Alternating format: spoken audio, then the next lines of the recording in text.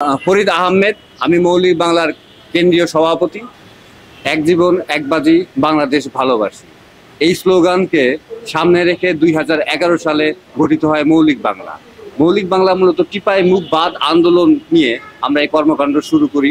পরবর্তী সালে আপনার প্রত্যেকটা সরকারের যে অন্যায় অত্যাচার, তার বিপক্ষে মৌলিক বাংলা দাঁড়ায় এবং সর্বশেষ সুন্দরবন ধ্বংসের যে পরিকল্পনা করা হয় রামপাল বিদ্যুৎ কেন্দ্র, সেখানে মৌলিক বাংলা ঢাকা থেকে পায়ে হেঁটে 8 দিন পায়ে হেঁটে রামপাল সেই প্রজেক্টে আমরা পৌঁছাই এবং সেখানে আমরা দেখতে পাই যে ইন্ডিয়ান যারা ইঞ্জিনিয়ার আছেন সেখানে তারা কাজ করতেছেন। আমরা যখন তাদের সাথে বাকবিতণ্ডে জড়িয়ে যাই, তখন স্থানীয় আওয়ামী লীগ দ্বারা আমাদেরকে সেই প্রশ্নহিতে ফেলে দেয়, আমাদের 20 জন আহত হয় এবং তারপর থেকে আমরা দেখতে পারি যে বাংলাদেশের দিল্লির আগ্রাসন কিভাবে আপনার ছড়িয়ে রয়েছে। 2018 সালে আমরা নির্বাচন কমিশনে মৌলিক বাংলাকে একটি রাজনৈতিক দল হিসাবে সমস্ত কাগজপত্র জমা দেওয়ার পরেও কোনো কারণ ছাড়াই নির্বাচন কমিশন আমাদেরকে দল নিবন্ধন দেয় না। আপনারা জানেন যে আমাদের মিডিয়া যেটি আছে সেটি দিল্লির নিয়ন্ত্রণে রয়ে গেছে। সেজন্য আমরা 2011-তে মৌলিক বাংলা করার পরেও এখানে প্রথম আলো সিন্ডিকেট যারা রয়ে গেছে, তারা মিডিয়া থেকে কিন্তু আমাদেরকে প্রতিনিয়ত বাতিল করে রাখছেন। কারণ মিডিয়ার সামনে যদি বাংলাদেশের প্রকৃত শক্তি দেখানো হয়, প্রকৃত বাংলাদেশের কথা বলা হয়, প্রকৃত বাঙালির কথা বলা হয়, তাহলে আমাদের এখানে আন্তর্জাতিক রাজনীতির একটা ফেনামেনা চলতেছে যে কেউ চীনপন্থী, কেউ পাকিস্তান, ভারত বা আমেরিকাপন্থী, সেখান থেকে আমরা বেরিয়ে আসতে পারবো। কারণ মৌলিক বাংলা মূলত 1757 সালে পৃথিবীর 25% সম্পদ যখন শুধুমাত্র বাংলা বহন করে এবং পৃথিবীতে মাত্র 2টি দেশে স্বর্ণ মুদ্রা দ্বারা তাদের অর্থনীতি পরিচালিত হইতো, সেখানে বাংলাদেশ এবং চীন ছিলেন। তাই আমাদের পূর্বের ইতিহাস, আমাদের পূর্বপুরুষের যে গঙ্গারীতির ইতিহাস, তাকে আড়াল করার জন্য আন্তর্জাতিকভাবে মৌলিক বাংলা এই শব্দটিকে বিপক্ষে দাঁড়িয়ে আছে, যারা বাংলাদেশকে একটি ব্যবসা কেন্দ্র হিসাবে দেখতে চায়। আমরা এবার 2025-এ নির্বাচন কমিশনে আবারও কাগজপত্র জমা দিয়েছি। আমরা একটি বাংলাদেশকে আন্তর্জাতিক পর্যায়ে বাংলাদেশের নাগরিকের জীবনযাপন নিয়ে যাওয়ার জন্য যেই রকম রাষ্ট্রীয় কাঠামো দরকার, সেই কাঠামো করার জন্য আমরা বদ্ধপরিকল্পিত। আপনারা জানেন 1947 সালে ভারত এবং পাকিস্তান শুধুমাত্র ধর্মের জন্য দুটি দেশ ভাগ হয়ে যায় এবং বর্তমানে ভারতবর্ষ বা দক্ষিণ এশিয়ায় যে সংকট রয়ে গেছে, সেটি জাতিসত্তার দর্শনগত সমস্যা। ধর্ম, দর্শন এবং জাতীয়তার চেয়েও বড় যে মানুষ এবং তার প্রাণ শক্তি।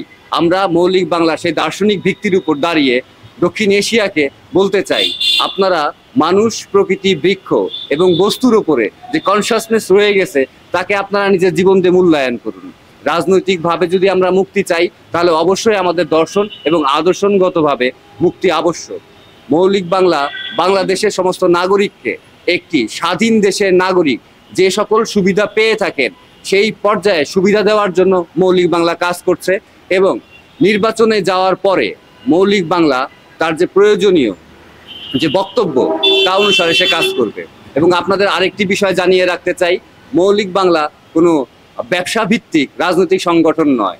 এজন্য আমরা নিবন্ধন পাওয়ার পরে আমাদের দলের যে আপনার নমিনেশন বাণিজ্য রয়ে গেছে, সেটি মৌলিক বাংলা করবে না। কারণ মৌলিক বাংলা সারা বাংলাদেশ থেকে তার প্রয়োজনীয় যে স্থানীয় নেতা, তাদের উপর ভিত্তি করেই পরবর্তী পার্লামেন্টে যাওয়ার পরিকল্পনা করে।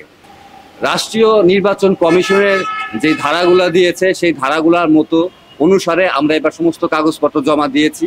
শুধুমাত্র নির্বাচন কমিশন যে অফিসের কথাটা বলছে, সেই অফিসটা আসলে কি পরিমাণ কেমন লাগবে সেই সম্পর্কে সেখানে উল্লেখ নাই, যে সেটি আসলে কত বছরের জন্য লাগবে, কি পরিমাণ লাগবে। তারা উপজেলা পর্যায়ে যে অফিসগুলোর কথা বলছে, সেই অফিসগুলো আমরা মূলত আমাদের যেখানে আড্ডা মারা হয়, আমাদের রাজনৈতিক চিন্তা ভাবনা যে ক্লাবগুলায় হয় বা যে বাড়িগুলা বা যে স্থানগুলো হয়, সেই ঠিকানায় আমরা দিয়েছি। আমরা বলতে পারি দলিলগতভাবে নির্বাচন কমিশন যতগুলা কাগজপত্র চেয়েছে, তা এবার আমরা সম্পূর্ণরূপে সেখানে জমা দিতে পারছি। আপনারা কতটা আশাবাদী? আপনি বলছিলেন যে আন্তর্জাতিক মানের একটা রাষ্ট্র আপনারা গঠন করার জন্য প্রচেষ্টা চালিয়ে যাচ্ছেন, কিন্তু সেই হিসাবে আপনাদের কতটুকু অ্যাবিলিটি আছে বা মানে এটা কি সম্ভব কিনা? যদি আমরা এখানে অ্যাবিলিটি বা সামর্থ্যর কথা বলি, সেটা যদি আমাদের সংগঠনের কথা বলি, তার থেকে বড় কথা বাংলাদেশের কথা আমরা বলতে চাই। যে বাংলাদেশের পরিবর্তনের জন্য আসলে বাংলাদেশের অ্যাবিলিটি কতটুকু আছে, সেটুকু আমাদের জানতে হবে। আমি আপনাকে একটু বাংলাদেশের অ্যাবিলিটি সম্পর্কে ইতিহাস থেকে আনতে চাই। যে 1757 সালে যখন বাংলা ব্রিটিশের হাতে গেল, তার 7 বছর পরে পৃথিবীর সবচেয়ে ধনী ব্যক্তি হয়েছিলেন লর্ড ক্লাইভ। এবং পৃথিবীর সবচেয়ে ধনী দেশ হয়ে গিয়েছিল ইংল্যান্ড। তো আমরা 1757 সালে বাংলা পৃথিবীর সবচেয়ে ধনী রাষ্ট্রের অ্যাবিলিটি ছিল। আপনারা যদি দেখেন ফ্যাসিস্ট সরকার হাসিনার সময়ে বাংলাদেশ থেকে যে পরিমাণ অর্থ বিদেশে পাচার হয়েছে, সেই পরিমাণ অর্থ যদি বাংলাদেশের অবকাঠামো এবং বাংলাদেশের মানুষের উন্নয়নের জন্য ব্যবহৃত হতো, তবে এই দেশ যে অবস্থায় আছে এর থেকে অন্তত 50 গুণ ভালো থাকতো।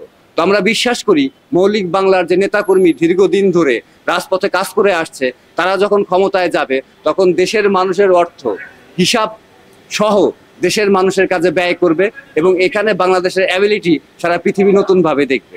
রাষ্ট্র ক্ষমতায় যাওয়ার অ্যাবিলিটির কথা যদি বলেন, তাহলে আমরা 71-এর পর থেকে দেখব বাংলাদেশের ক্ষমতা, রাষ্ট্র ক্ষমতায় তারাই যাচ্ছে যাদের আন্তর্জাতিকভাবে সম্পর্ক রয়ে গেছে এবং অর্থনৈতিকভাবে যারা বহিরাষ্ট্র থেকে সাহায্য পায়।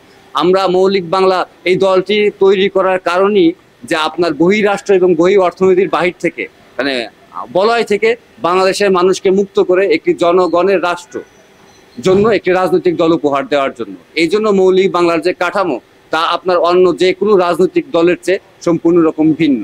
এবং অ্যাবিলিটির কথা যদি বলেন, তাহলে আমরা বলবো আমরা বিশ্বাস করি বাংলাদেশের মানুষই বাংলাদেশের শক্তির মূল উৎস।